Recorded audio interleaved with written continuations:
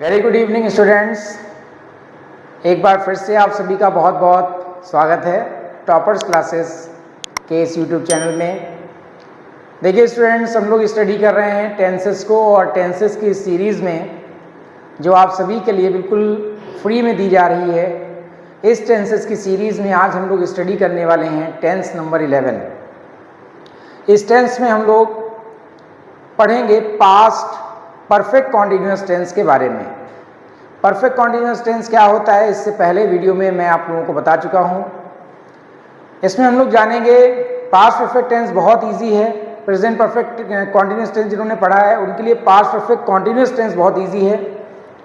तो चलिए देख लेते हैं किस तरह से हम इसको बनाते हैं, क्या इसकी पहचान होती है और किस तरह से इस सेंटेंसेस को ट्रांसलेट किया जाता है हिंदी से इंग्लिश में। देखिए, पास्ट परफेक्ट कॉन्टिन्यूअस टेंस की पहचान क्या है। इस काल के हिंदी वाक्यों के अंत में रहा था, रही थी, रहे थे इत्यादि शब्द आते हैं। इसमें समय भी दिया रहता है। मैंने आपको बताया था प्रेजेंट परफेक्ट कॉन्टिन्यूअस टेंस में कि रहा है, रही है, रहे हैं जैसे शब्द आते हैं जो प्रेजेंट कॉन्टिन्यूअस टेंस की पहचान होते हैं। लेकिन चूंकि इसमें समय दिया जाता है इसलिए ये हो जाते हैं परफेक्ट कॉन्टिन्यूअस टेंस। इसी तरह से रहा है, रहा था, रही थी, रहे थे, ये पास्ट कॉन्टिन्यूअस टेंस की पहचान होते हैं। लेकिन जब इसमें समय दे दिया जाता है तो ये बन जाते हैं पास्ट परफेक्ट कॉन्टिन्यूअस टेंस। चलिए कुछ एग्जांपल्स को देख लेते हैं। देखिए यहाँ पे लिखा हुआ है, मैं 2 दिन से अपना कार्य कर रहा था। यहाँ आप देख रहे हैं रहा था लिखा है, रहे थे, रहा था, रही थी, रहा था, रहे थे आया है। जहाँ ये शब्द आए और ये देखिए समय दिया गया है 2 दिन से, सोमवार से, 2 बजे से, 1980 से, पिछले 2 वर्ष से, सुबह से। तो जहाँ भी इस तरह के वाक्य आ जाएंगे हम समझ जाएंगे किसके कैसे सेंटेंस हैं। ये हमारे पास्ट परफेक्ट कॉन्टिन्यूअस टेंस के सेंटेंसेस हैं। जब इन सेंटेंसेस की इंग्लिश बनाएंगे तो उसके लिए रूल्स फॉर ट्रांसलेशन क्या रहेंगे उसको भी समझ लीजिए। देखिए, इस काल के वाक्यों की अंग्रेजी बनाते समय प्रत्येक कर्ता के साथ, यानी कि प्रत्येक सब्जेक्ट के साथ में, चाहे वो सिंगुलर हो या प्लूरल हो, प्रत्येक कर्ता के साथ क्या आता है, हैड बीन का यूज होता है। हैड बीन प्लस वर्ब की फर्स्ट फॉर्म में आईएनजी का प्रयोग किया जाता है। और ध्यान रहे, सिंस और फॉर लिखते हैं टाइम से पहले, जो आपको पहले ही बताया था, लेकिन अगर फिर से देख लीजिए। देखिए, निश्चित समय अगर है तो सिंस लगेगा, अनिश्चित समय है तो फॉर लगेगा।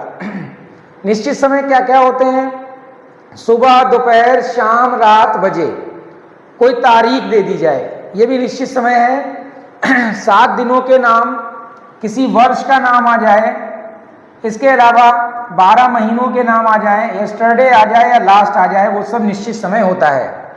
अनिश्चित समय क्या है, दिन, महीना, वर्ष, कोई समय दिया जाए, वो सब अनिश्चित समय है जिनके साथ में फॉर का यूज किया जाएगा।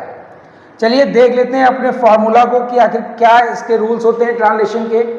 देखिए, यहाँ सेंटेंस लिखा है, मैं 2 दिन से अपना कार्य कर रहा था। ये पहला सेंटेंस है हमारा। इसमें हम क्या करते हैं, सबसे पहले सब्जेक्ट लिखते हैं, फिर हैड बीन लगाते हैं, वर्ब की फर्स्ट फॉर्म में आईएनजी आती है, फिर ऑब्जेक्ट आता है, सिंस और फॉर के साथ में टाइम आता है। जैसे मैं 2 दिन से अपना कार्य कर रहा था, मैं के लिए हमने क्या लिखा, आई के साथ क्या लगाया, हैड बीन, वर्ब की फर्स्ट फॉर्म में आईएनजी है, डूइंग, माई वर्क, 2 दिन से अनिश्चित समय है तो क्या लगाएंगे, फॉर 2 डेज। मैं 2 दिन से अपना कार्य नहीं कर रहा था तो पहले आएगा आई हैड, फिर लिखेंगे not, I had not been doing my work for 2 days. देखिए, हैड नॉट के साथ में बीन लगता है, हैड नॉट बीन। अगर क्या से शुरू हो रहा है, क्या मैं 2 दिन से अपना कार्य कर रहा था, तो लिखेंगे पहले हैड फिर सब्जेक्ट, तो हैड आई, उसके बाद been, had I been, first form में आएंगे तो करेंगे doing, had I been doing my work for 2 days, question mark, कि मैं 2 दिन से अपना कार्य क्यों कर रहा था, तो लिखेंगे why had I been doing my work for 2 days, last में क्वेश्चन मार्क। और जब क्वेश्चन वाला और निगेटिव दोनों सेंटेंस हो तो सब्जेक्ट के बाद नॉट लगा देंगे। मैं 2 दिन से अपना कार्य क्यों नहीं कर रहा था, तो why had I not been doing my work for 2 days. इस तरह से ये सेंटेंस बनेंगे। चलिए देख लेते हैं अपना सेंटेंस दूसरा वाला। लड़के सोमवार से यहाँ आते रहे थे। सबसे पहले कुछ जगह यहाँ पे कर लेते हैं हम लोग।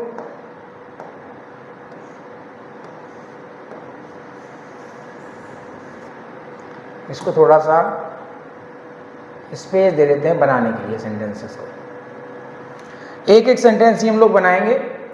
लड़के सोमवार से यहाँ आते रहे थे। लड़कों के लिए क्या लिखेंगे? The boys. अब द बॉयज आया है तो लगाएंगे हैड बीन, चाहे एक वचन हो या बहुवचन हो, सभी के साथ क्या आएगा? Had been.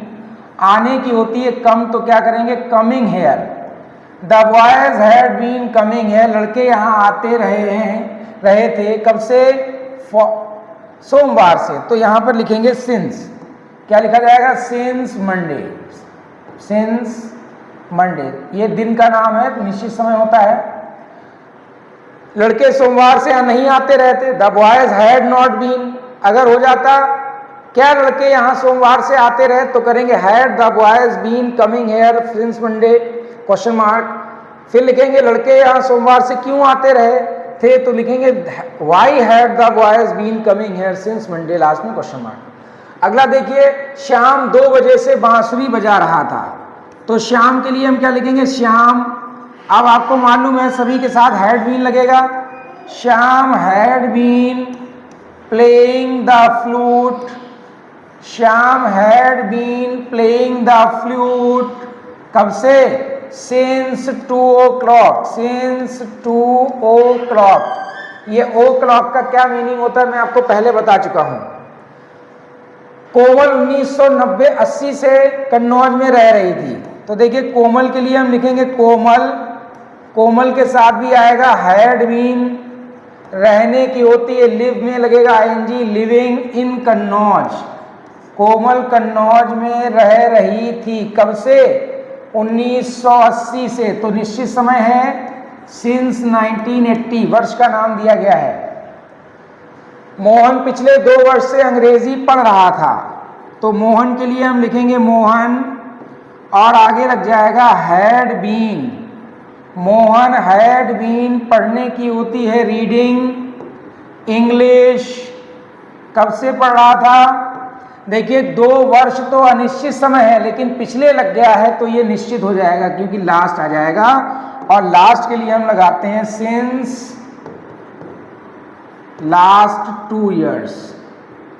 Since last 2 years। ठीक है, नेक्स्ट देख लेते हैं। हम सुबह से क्रिकेट खेल रहे थे। तो we had been playing cricket.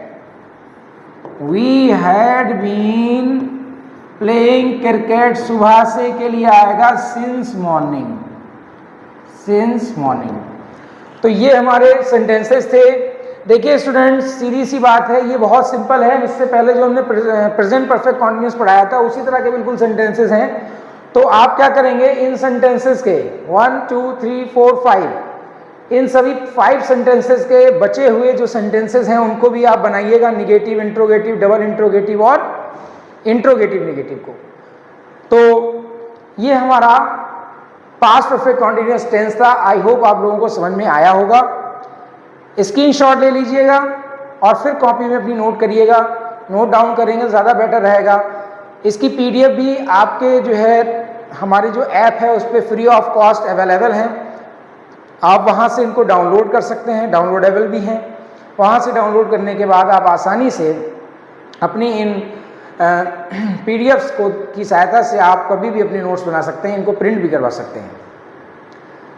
तो नेक्स्ट वीडियो में, नेक्स्ट लेक्चर में हम लोग स्टूडेंट्स स्टडी करेंगे अपने लास्ट टेंस को, जिसका नाम है फ्यूचर परफेक्ट कॉन्टिन्यूअस टेंस।